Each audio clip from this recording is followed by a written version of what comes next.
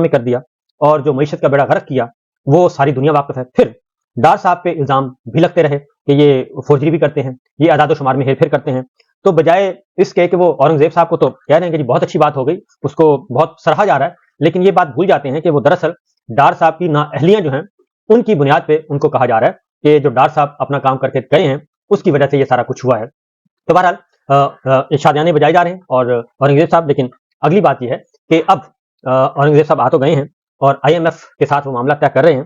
جو آنے والے دنوں میں ان سب کی چیخیں نکلنے والی ہیں اور سب سے زیادہ چیخیں پاکستان کے عوام کی نکلیں گی, اور یہ سارے کا سارا ملبہ جو ہے وہ پاکستان کے عوام پہ ڈالا جائے گا. نئے نئے ٹیکس لگائے جائیں گے اور نئے نئے طریقوں سے پیسہ اکٹھا کیا جائے گا. اس کی وجہ یہ ہے کہ NFC ایوارڈ میں جو بنیادی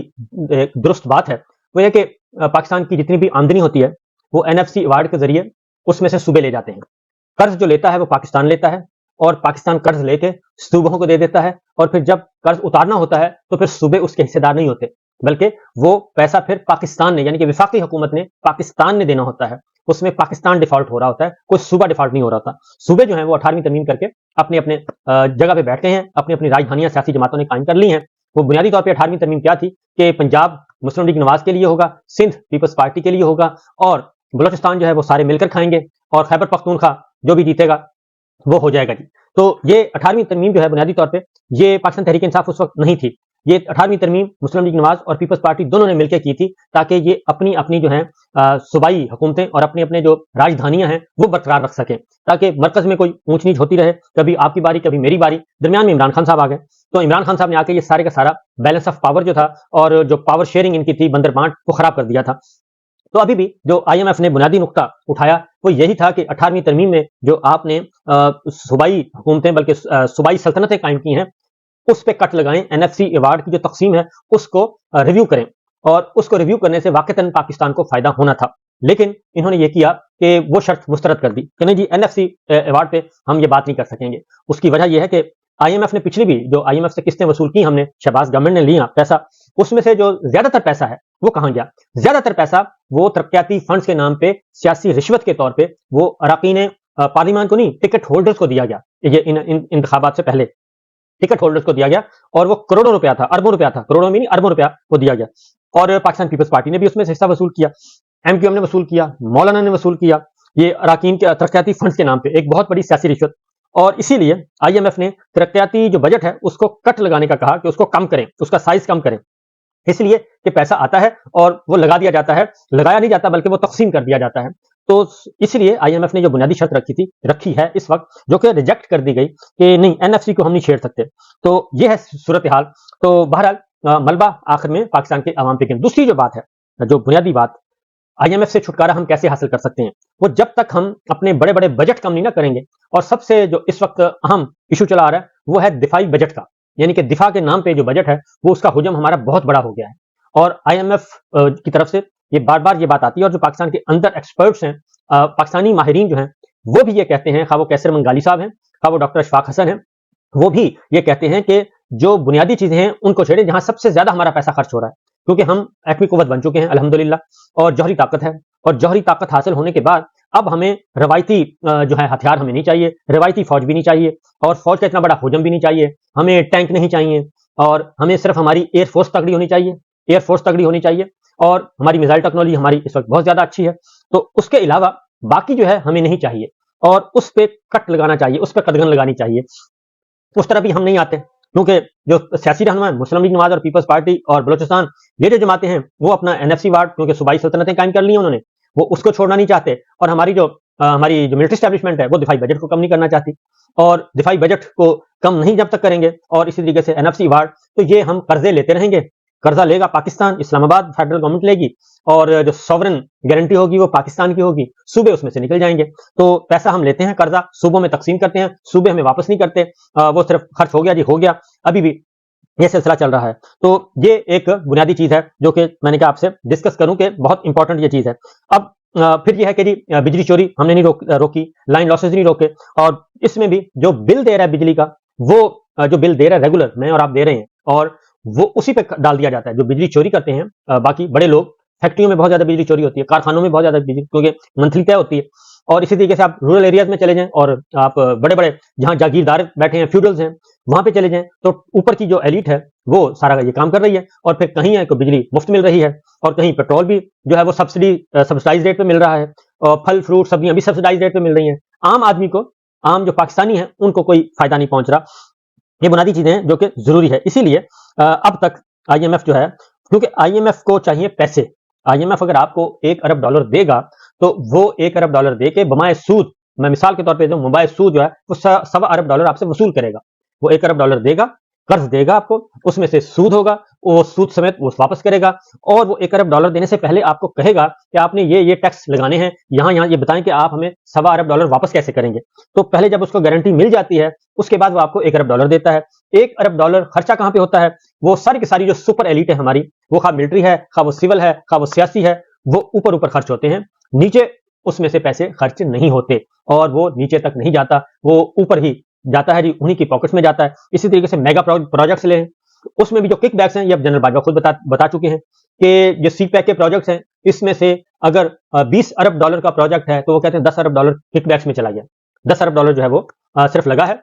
باقی $10 ارب وہ کہتے ہیں کک بیکس میں چلا گیا۔ تو یہ معاملات ہیں۔ اسی طریقے سے اور بھی پروجیکٹ کوئی بھی ہوں گے تو اس میں بھی، تو سی پیک چونکہ ایک بہت بڑا پروجیکٹ تھا، یہ ہے سچویشن جی۔ اب آتے ہیں جو مذاکرات چل رہے ہیں، وہ مذاکرات یہ چل رہے ہیں جی ٹیکس آئی ایم ایف کے ساتھ، کہ ٹیکس آمدنی بڑھانے کے لیے جو انہوں نے کہا ہے تعمیراتی شعبے کے لیے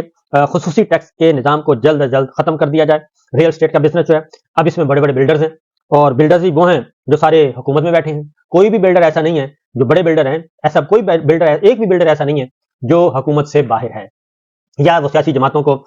فنڈنگ کرتا ہے، حکومت کو فنڈنگ کرتا ہے، سیاسی خاندانوں کو فنڈنگ کرتا ہے۔ یہ سارے بلڈر اتنے، اور بہت سارے بلڈر تو کابینہ میں بھی بیٹھے ہیں، اور یہ سارا کچھ ہو رہا ہے، اور بہت سارے بلڈر شریف خاندان کے ساتھ، بہت سارے بلڈر زرداری خاندان کے ساتھ، ان کے ساتھ جڑے ہوئے ہیں۔ اس لیے جناب یہ ریل اسٹیٹ والا بار بار آتا ہے، لیکن اس پہ بزنس اس پہ نہیں آتا جی۔ آئی ایم ایف نے صنعتی اداروں کے لیے ٹیکس مراعات دینے کے لیے ایف بی آر اور کابینہ کے ثوابدیدی اختیار منسوخ کرنے کا مطالبہ کیا ہے۔ اب صنعتی ادارے وہی آ گئے، آپ کے کارخانہ دار بڑے بڑے آ گئے جی، ادھر فیوڈلز ہیں، ادھر کارخانہ دار آ گئے ہیں، اور بڑے بڑے صنعت کار وہ وہی ہیں جن جو آپس میں، اور سب سے زیادہ صنعت کار کہاں بیٹھے ہیں؟ پیپلز پارٹی میں اور نون لیگ میں، بڑے بڑے صنعت کار یہاں بیٹھے ہیں۔ اور وہ کیسے؟ تو یہ بار بار ڈیمانڈ آتی ہے کہ آپ یہاں کریں آئی ایم ایف کی طرف سے، لیکن ان کی بات نہیں مانی جاتی۔ آئی ایم ایف نے تعمیراتی کہاں مانی جاتی ہے؟ بجلی کی قیمتیں بڑھا دیں، اور گیس کی قیمتیں بڑھا دیں، اور پیٹرول کی قیمتیں بڑھا دیں، کیونکہ یہ عام آدمی کی دسترس میں ہے، اور عام آدمی سے انہوں نے پیسہ کھینچنا ہوتا ہے، خاص آدمی سے انہوں نے پیسہ نہیں کھینچنا ہوتا۔ آئی ایم ایف نے تعمیراتی شعبے کے لیے، اس کے بعد صنعتی اداروں کے لیے کہا کہ جی مراعات دینے کے لیے ایف بی آر اور کابینہ کے ثوابدیدی اختیار، یعنی کہ ایف بی آر اور کابینہ جب چاہے وہ ان کو چھوٹ دے دیتی ہے، اس پہ وہ کہتے ہیں کہ یہ ریئل اسٹیٹ والا بھی ختم کریں، یہ ریئل اسٹیٹ والا بھی ختم کریں، اور صنعت کاروں والا معاملہ بھی ختم کریں، اور مستقبل میں دی جانے والی ٹیکس مراعات لاگت اور فوائد کی باقاعدہ تشخیص سے مشروط ہونی چاہیے۔ آئی ایم ایف نے غیر منافع بخش تنظیموں کے لیے ٹیکس چھوٹ منسوخ کرنے اور انہیں ٹیکس نیٹ میں لانے کی ہدایت کر دی۔ اب وہ غیر منافع بخش تنظیموں کے لیے ٹیکس چھوٹ، یعنی کہ یہ جو ہماری غیر منافع بخش ٹیمیں جن کو این جی اوز کہا جاتا ہے، یہ این جی اوز جو ہیں، اس میں آپ کو بتا دوں کہ یہ ایک طرح کا این جی اوز ایک امبریلا ہے، اس کے نیچے بہت کچھ ہو رہا ہوتا ہے، بجٹ بھی آ رہا ہے، فنڈز بھی آ رہے ہیں، اور بہت کچھ آ رہا ہوتا ہے، اور بہت ساری چیزیں باہر سے بھی آ رہی ہوتی ہیں، تو اس میں پھر ٹیکس چھوٹ دی جاتی ہے۔ تو وہ بھی بڑوں کا کھیل ہے، عام آدمی کا کھیل نہیں ہے، اور بڑے بڑے ان کے پوش ایریاز میں ہوتے ہیں جی، گاڑیاں ہوتی ہیں، بھاری بھرکم اخراجات ہوتے ہیں، بھاری بھرکم بجٹ ہوتا ہے، تو ان کو بھی ٹیکس چھوٹ وہ کہتے ہیں، آئی ایم ایف کہتی ہے ان کو بھی ختم کریں۔ ایف بی آر کو خیراتی اداروں کو دی جانے والی موجودہ ٹیکس مراعات کا دوبارہ جائزہ لینے پر غور، اس پہ وہ کہتے ہیں جی کر لیتے ہیں جی۔ آئی ایم ایف کا نیشنل ٹیکس کونسل کے ٹی او آر میں توسیع کرنے کا مطالبہ، نیشنل ٹیکس کونسل کے ٹی او آر میں ٹیکس ریٹس میں ہم آہنگی کو شامل کیا جائے، یہ ان کی طرف سے مطالبہ ہے۔ زرعی آمدن اور پراپرٹی ٹیکس کی بنیاد میں توسیع بھی اس میں آئی ہے جی۔ اور آئی ایم ایف نے وفاقی حکومت کو صوبائی حکومتوں سے تعاون بڑھانے کا مطالبہ، تاکہ وہ صوبائی ٹیکسوں کی وصولی اور صوبائی ٹیکس قوانین کو نفاذ کر سکیں، یہ کیا ہے جی۔ اور وزارت خزانہ میں ٹیکس پالیسی یونٹ قائم کرنے کی سفارش کر دی ہے۔ آئی ایم ایف نے ایف بی آر اور دیگر اداروں کے ساتھ ڈیٹا کے تبادلے کے لیے مفاہمت کی یادداشتیں اور پروٹوکول تیار کرنے کی سفارش کر دی ہے۔ بی آئی ایس پی حکام کو بھی آئی ایم ایف کو بریفنگ دی گئی ہے جی، اور پھر باقی 93 لاکھ متاثرین کو ادائیگیوں کے لیے نیا بینکنگ کفالت پروگرام کے تحت نیا بینکنگ ماڈل متعارف کروا دیا ہے جی۔ اور یہ چیزیں چل رہی ہیں، مزید یہ کہ بینکوں کی شمولیت سے ادائیگی کے طریقہ کار پہ زیادہ شفافیت اور سہولت پیدا کی جائے، تو یہ طویل مذاکرات چل رہے ہیں۔ اس کے ساتھ ساتھ توانائی کے شعبے میں وہ کہتے ہیں، آئی ایم ایف نے کہا جی توانائی کے شعبے میں بھی انہوں نے کہا جی کہ مزید اقدامات اٹھائیں، اور مزید اقدامات اٹھا کے بجلی اور گیس کے گردشی قرضوں کو منجمد رکھنے کی یقین دہانی کروائی جائے، کیونکہ یہ جو گردشی قرضے، یہ جو پرائیویٹ بجلی گھر ہیں، یہ اس حد تک یہ جب تک یہ پرائیویٹ بجلی گھروں کے ساتھ جو معاہدے ہیں وہ کیا کرتے ہیں، وہ لیتے ہیں جی ڈالرز میں. ان کے ساتھ ایسے معاہدے کیے ہیں کہ وہ لگے ہوئے ہیں، ان کے اونر بھی پاکستانی ہیں، سرمایہ بھی پاکستان میں لگا ہوا ہے، اور بل بھی روپے میں آتا ہے، منافع بھی، لیکن یہ کہتے ہیں کہ ہمیں ادائیگیاں ڈالرز میں دیں گے، اور بجلی گھر بند بھی رہیں گے، بجلی پیدا کریں نہ کریں ہمارے لیے فکس ہے، ہمیں اتنا پیسہ ملنا چاہیے. یہ جو گردشی قرضے جو بھی گورنمنٹ آتی ہے وہ سینکڑوں ارب روپیہ تقسیم کیا جاتا ہے، اور سب سے پہلے ان کا وہ پیٹ بھرتے ہیں. اور یہ کون ہے؟ ان میں سے آدھے پیپلز پارٹی میں بیٹھے ہیں، آدھے نون لیگ میں بیٹھے ہیں، اور ان کے خاندانوں سے جڑے ہوئے ہیں. نام میں لینے کی ضرورت نہیں ہے، یہ وہی چند خاندان ہیں. یہ ایک بہت بڑا اسکیم ہے جی. اور اس پہ جب تک عمران خان صاحب نے، پاکستان تحریک انصاف نے اس کو ری وزٹ کرنے کی کوشش کی، ری نیگوشیٹ کرنے کی کوشش کی، سی پیک کو بھی، یہ پرائیویٹ بجلی گھروں کے معاملات کو بھی، اور ان سب کے ساتھ معاملات طے کرنے کی کوشش کی، اور ایک ایگریمنٹ ہو بھی رہا تھا، لیکن اس کے بعد اس کو بھی سبوٹاج کیا گیا. یہ ایک بہت بڑا میں یہ کہہ دوں کہ سسٹم کے اندر کچھ ایسی کالی بھیڑیں نہیں بلکہ ایسے کوئی درندے بیٹھے ہیں سسٹم کے اندر جو کہ پاکستان کو صحیح سمت آگے بڑھنے دے ہی نہیں رہے، اور جو بھی آگے بڑھانے کی کوشش کرتا ہے اس کو ہٹا دیا جاتا ہے. اور ورنہ 6.2% کی شرح نمو تھی ہماری اقتصادی ترقی کی رفتار عمران خان صاحب کے زمانے میں، اور اس وقت رجیم چینج کرنے کا کوئی مقصد کیا تھا؟ صرف ایک شخص نے ڈرائنگ روم میں بیٹھ کے یہ حرکت کی اور یہ ظلم کیا اور پورے کا پورے پاکستان کا ستیہ ناش کر دیا، اور اس شخص کو پکڑنے والا کوئی نہیں ہے. اس کو آج بھی سیکورٹی دی جاتی ہے، آج بھی پروٹوکول دیا جاتا ہے، آج بھی ٹی وی پہ اس کا نام کہتے نہیں، اس کو کچھ نہیں کہنا، کیونکہ ایک اگر پکڑا گیا اس بنیاد پہ تو پھر پیچھے لائن لگ جائے گی اور آئندہ کسی کو جرت نہیں ہوگی یہ کرنے کی. یہ ہے اصل معاملہ. تو میں نے کہا ذرا آپ سے آج یہ معاملہ بھی کریں گے. آئی ایم ایف، بہت ساری باتیں آئی ایم ایف کی صحیح ہیں لیکن ان کو پورا کرنے کے لیے کوئی تیار نہیں ہوتا. اور دوسرا یہ ہے کہ آئی ایم ایف کے علاوہ بھی ہم یہ جب تک ہم قرضے لیتے رہیں گے، میں آپ کو ایک سناتا ہوں. ڈاکٹر اشفاق حسن صاحب کا پچھلے دنوں ایک تھا،